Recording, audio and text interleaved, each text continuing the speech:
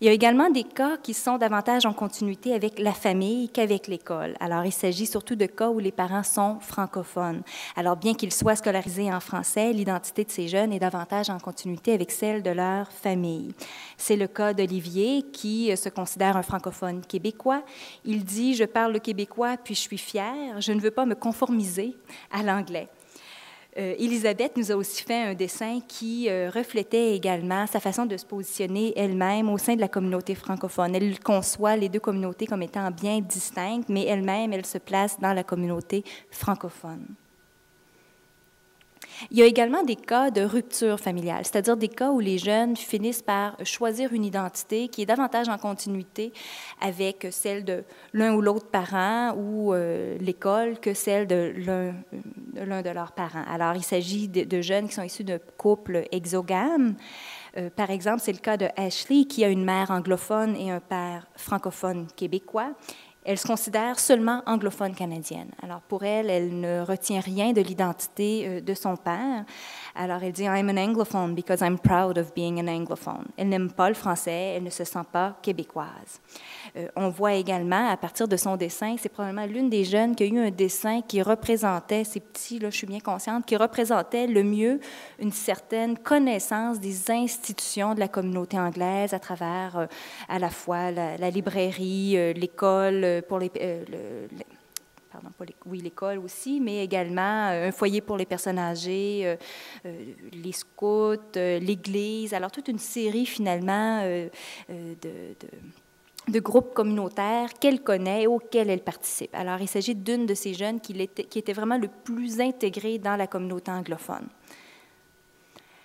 Certains jeunes se situent nettement à la frontière des deux communautés linguistiques. Il s'agit principalement de jeunes également qui sont de familles, donc de couples exogames, et qui se situent vraiment à la frontière des deux communautés. Ici, le dessin illustre effectivement le père québécois francophone à partir de l'illustration d'un drapeau bleu avec la fleur de lys, et une autre partie du drapeau qui fait plus référence, en fait, au côté anglophone. Il devait y avoir un lion de ce côté-là qu'elle n'était pas capable de dessiner.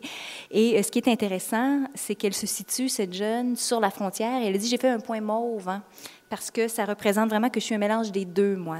Je suis à la fois de mon père et de ma mère.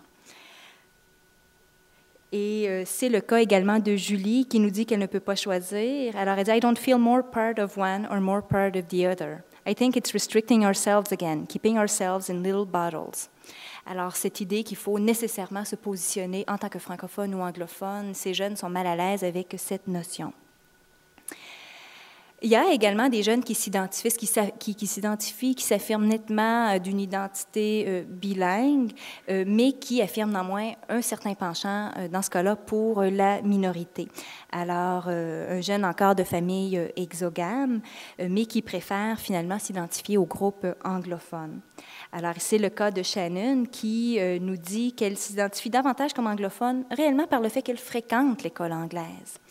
I am bilingual, but a little bit more English, just because of where you go, you know. The main language I actually practice at high school is English. Et ici, il y a une note méthodologique à dire. Il faut préciser que le recrutement s'est fait via les écoles, les entrevues se sont faites à l'école. Alors, effectivement, à travers le quotidien, ça ne s'est pas fait le soir à la maison, là, avec les parents. Alors, pour certains jeunes, ce contexte scolaire-là est ressorti également dans les entrevues. C'est aussi le dessin de Anna qui nous représente vraiment son appartenance à l'école à travers les équipes sportives de l'école. Alors, elle nous dit, I play sports for the school and therefore represent the English-speaking community by playing on an English high school team. This allows me to feel part of a minority and I feel more active in the community. Alors, des jeunes qui sont quand même assez bien insérés dans la communauté anglophone.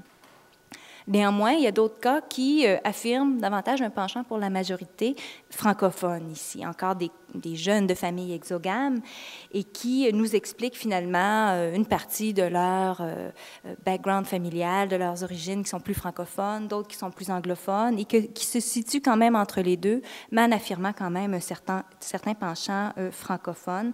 C'est le cas de Clara qui nous dit que l'anglais, finalement, c'est surtout relié à l'école, hein, parce que si ce n'était pas de l'école, je n'aurais aucune appartenance à l'anglais. Donc, on voit pour certains, l'école joue quand même un rôle centrale dans leur identité, alors que pour d'autres, bon, ben, c'est beaucoup plus limité. L'identité francophone prend beaucoup plus d'importance dans leur vie. Il y en a toutefois, et là, on est ici dans un cas que je n'avais pas observé. Ça ne veut pas dire que ça n'existe pas, là, mais moi, je ne l'avais pas retrouvé dans mon corpus au Nouveau-Brunswick. Certains jeunes qui s'affirment, qui se réclament d'une identité bilingue du simple fait qu'ils fréquentent l'école de la minorité. Alors, il s'agit de jeunes qui sont de parents francophones, qui fréquentent l'école anglaise, et en raison de leur fréquentation de l'école anglaise, font le choix d'une identité bilingue. C'est le cas de Melinda qui dit « Je suis bilingue québécoise, je n'utilise pas souvent le mot francophone, pourtant, Melinda vient d'une famille entièrement francophone et où on parle le français à la maison. » C'est également le cas de Scott, qui se situe vraiment dans le cas d'un nous bilingue qui serait distinct des Québécois, exclusivement francophones, centré sur la conservation de la langue. Alors, il y aurait effectivement cette question ici qui mériterait d'être explorée, de cette volonté peut-être de vouloir affirmer son bilinguisme comme étant quelque chose vraiment qui les démarque des autres Québécois qui sont beaucoup moins bilingues qu'eux. Et on peut voir ça, associer ça également aux préoccupations des familles qui ont beaucoup valorisé l'acquisition de l'anglais et du développement du bilinguisme chez leurs enfants. Donc, ces jeunes cherchent aussi à se démarquer par leur maîtrise donc, des deux langues officielles. Alors, j'ai voulu creuser un petit peu plus loin et je me suis demandé dans quelle mesure est-ce qu'on peut associer ces différentes identités linguistiques également à l'appartenance civique. Alors ici, l'appartenance civique au sein d'une appartenance à la province du Québec ou une appartenance finalement à l'identité plus canadienne.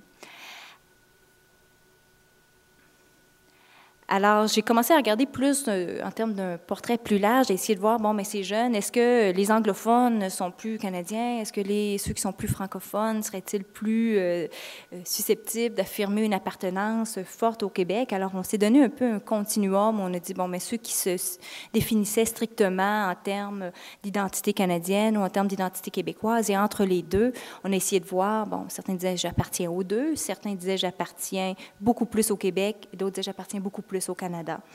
Lorsqu'on regarde ça de cette façon-là, on voit que nos cas bilingues sont beaucoup mieux répartis et tendent à se situer beaucoup plus dans les deux à la fois. Nos cas anglophones se situent nettement du côté plus canadien et nos cas francophones se situent nettement plus du côté québécois. Mais comme là-dedans, on avait quand même 20 cas de jeunes qui se disaient bilingues et on le sait très bien que certains étaient bilingues avec un penchant peut-être un peu plus prononcé pour l'anglais ou pour le français, on a voulu le regarder en fonction de cela également.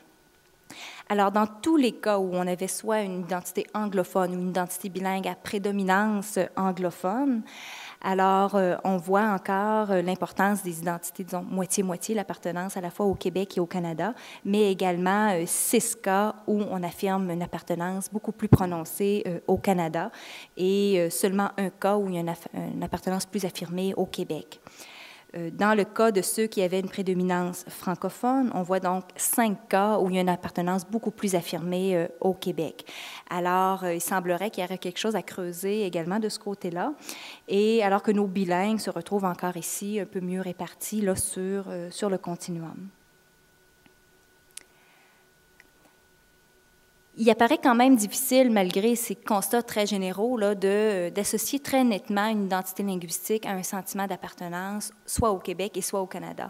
Et c'est bien simple parce que ça dépend aussi de la façon dont ces jeunes conçoivent ce qu'est le Québec et ce qu'est le Canada. Alors, on a plutôt voulu regarder maintenant comment est-ce que ces jeunes, quel type de conception ils ont de l'identité civique.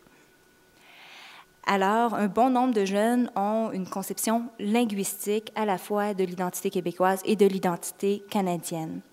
Alors, pour certains, le Québec, c'est une communauté politique francophone et le Canada est une communauté politique soit anglophone ou soit bilingue. Alors, pour, par exemple, le cas de Brenda, qui affiche un sentiment d'appartenance plus prononcé au Canada, pour elle, donc cette conception linguistique la conduit, vu sa propre identité bilingue à prédominance anglophone, à afficher donc une appartenance plus forte au Canada. Alors, elle dit, je me dis plus canadienne, parce que québécoise, ben, je me dis que dans le fond, je suis les deux.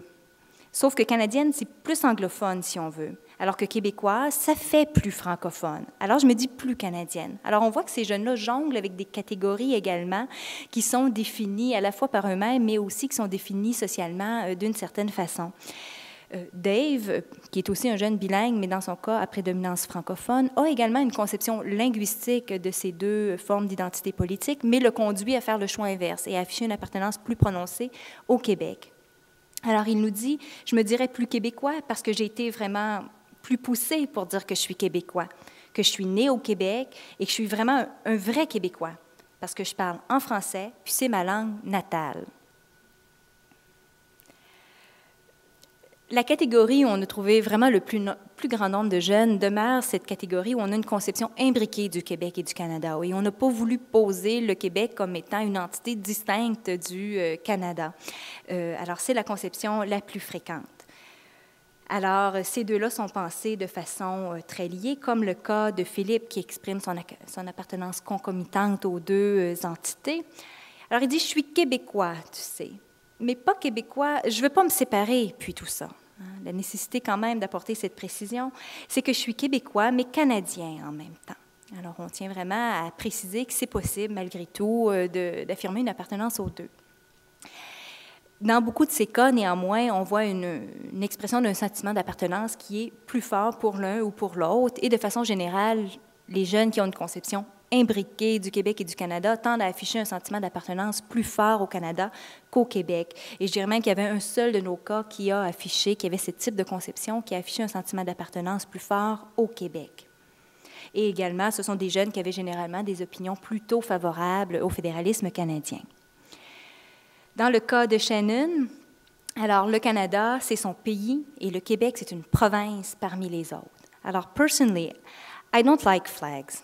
The only flag I truly appreciate is the Canadian, because we are all Canadian, and we all live in Canada, because we should all just have the Canadian flag, to me deep down, because we are all Canadians.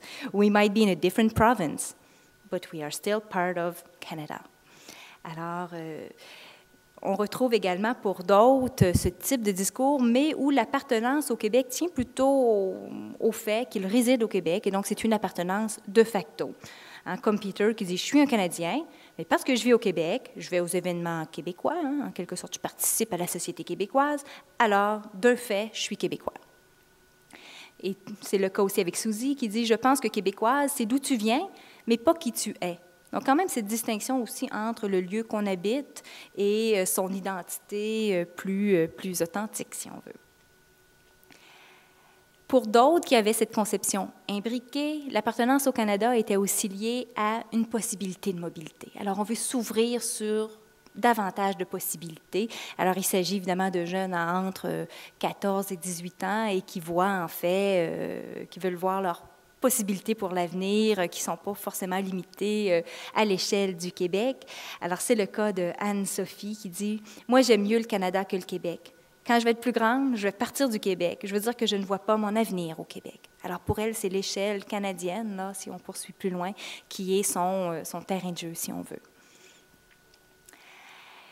À travers notre corpus, il y avait également des jeunes qui avaient une conception du Québec en tant que société distincte, réellement pensée de façon distincte de la société canadienne. Alors, cette conception s'associe généralement à un discours qui concerne la non-reconnaissance de la province dans le Canada ou de la non-reconnaissance de l'identité propre au Québec. Dans le discours de chez jeunes, on trouve des positions plus favorables à la séparation ou à la souveraineté du Québec. Et on retrouve évidemment surtout des jeunes qui avaient des identités francophones plus affirmées que les autres. Néanmoins, des jeunes qui fréquentent l'école anglaise et pour plusieurs depuis plusieurs années, là. Alors, c'est le cas de Tom qui dit « Je me vois plus comme Québécois. Je me trouve séparatiste à cause que le Canada ne voit aucune valeur dans le Québec. Puis il ne voit pas pourquoi on n'est pas anglophone. » C'est le cas d'Élisabeth qui dit aussi que personnellement, j'aimerais ça qu'on se sépare du Canada. Je trouve qu'il nous mène pas mal par le bout du nez. Et je n'aime pas vraiment ça. Mais tu sais, il faut faire avec, c'est notre pays. Et entre le Canada et les États-Unis, j'aime quand même pas mal mieux le Canada. Donc, on voit quand même que ce n'est pas forcément un rejet total, mais une nette préférence pour l'identité québécoise. Et enfin, quelques cas ne trouvaient pas ces catégories-là comme étant très parlantes pour leur propre identité. Alors, on peut parler d'une conception qui sont relatives à une identité située, de dire ça dépend vraiment dans quelle situation, dans quel contexte je me trouve, que je suis en mesure de m'identifier ou comme Canadien ou comme Québécois. Comme Scott qui nous dit « Je suis un Québécois, Canadien, ça dépend ». Par exemple, si je vais en Europe, ce n'est pas tout le monde qui sait ce que c'est un Québécois. Donc là, je vais dire un Canadien. On dirait presque que ça ne fait pas de sens. Hein? Donc, ça dépend toujours. Steven nous dit, bon, quand je suis ici, je me considère comme. Je veux dire que je me sens plus anglophone, donc je me sens plus Canadien. Mais quand je suis à d'autres places, tout le monde est anglophone. Je ne sais pas si c'est parce que je veux être différent, je ne sais vraiment pas. Oui, ailleurs, je suis un Québécois. Ici, je suis un Canadien. Alors aussi, ce désir, finalement, d'affirmer une identité qui leur est propre et qui est distincte des identités environnantes. Un cas affirmait une conception plutôt post-nationaliste de dire il faut dépasser ces catégories que sont les identités nationales. Pour ce jeune, son identité ne correspond pas aux frontières établies là, des identités ou canadiennes ou québécoises. Pour lui, c'est le type du citoyen du monde. Alors, il dit, je trouve que ça n'a pas d'importance, la nationalité, même si je serais québécois et non canadien, ça ne me dérangerait pas. Bien, en quelque sorte, et son dessin, ici, nous explique son dessin, on lui avait demandé de dessiner la communauté anglophone, il nous dessine des petits bonhommes allumettes et il écrit une famille. Alors, il dit, en quelque sorte, les filles et les gars de n'importe quelle couleur ou de n'importe quelle race, on est tous réunis ensemble, puis on est comme une grosse famille. S'il y a quelqu'un qui a un problème, bien c'est le problème de tout le monde. Donc, un désir quand même de faire société avec les autres au-delà des catégories conventionnelles. En conclusion maintenant, afin de nous garder également du temps pour la discussion, alors ce qu'on constate globalement, c'est que la communauté anglo-québécoise vit de profondes transformations là, depuis un certain nombre d'années et contribue également à creuser l'écart qui sépare les différentes régions du Québec avec la région métropolitaine de Montréal. Et c'est dans ces régions, effectivement, qu'on retrouve le plus de caractéristiques communes avec les communautés francophones à l'extérieur du Québec. En final, on pourrait dire que la continuité culturelle du groupe minoritaire anglo-québécois, dans un contexte où le français est la langue publique commune, constitue aussi un enjeu central de la dualité linguistique canadienne. Alors, tant pour les francophones hors Québec que pour les anglophones, si on veut affirmer l'importance de la dualité linguistique au Canada, il faut aussi se soucier finalement de la vitalité de la communauté anglophone et de leur capacité finalement à assurer la reproduction culturelle de leur communauté. Alors, la question est bien celle d'une minorité dans la minorité. Évidemment, il ne s'agit pas de n'importe quelle minorité. Il s'agit ici d'une minorité qui partage la langue qui est nettement la plus dominante dans un contexte où on cherche à préserver le français.